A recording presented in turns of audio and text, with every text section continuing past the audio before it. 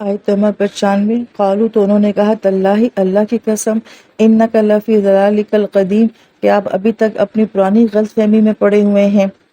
اب یہاں پہ یہ قالو کون لوگ ہیں؟ کیا یہ ان کے بیٹے ہیں کہ آدھے بیٹے جو ہیں وہ مصر گئے تھے، آدھے بیٹے پیچھے رہ گئے، وہ یہ بات کہہ رہے ہیں؟ یا پھر یہ ہے کہ جو بیٹوں کی اولادیں تھیں جو کہ یعقوب علیہ السلام کے پوتے پوتیاں تھے وہ آپ کو یہ ساری بات کہہ رہے ہیں؟ تو یہ سارے ممکنات بھی یہاں پہ ہیں۔ تو علماء کرام یہ فرماتے ہیں کہ بیٹے کہہ رہے ہیں یا پھر ان کے بچے کہہ رہے ہیں۔ تو گویا کہ جن گھروں میں اپنی اولاد جو ہے وہ ماں باپ کو عزت نہیں دیتی تو پھر ان کی اولادیں بھی جو ہیں وہ دادا دادی کو جو ہے وہ عزت نہیں دیتی ہیں۔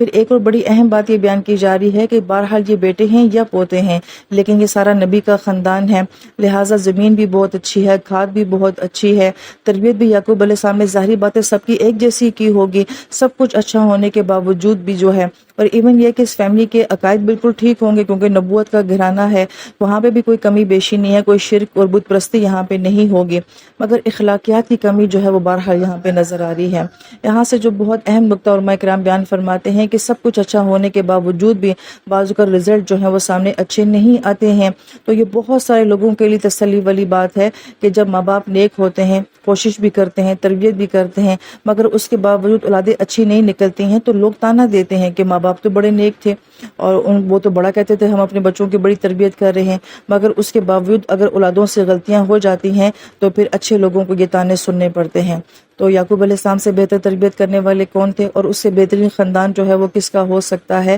تو یہ ساری پاسبلٹی بھی اللہ تعالیٰ جو ہے وہ یہاں پہ بیان فرما رہے ہیں۔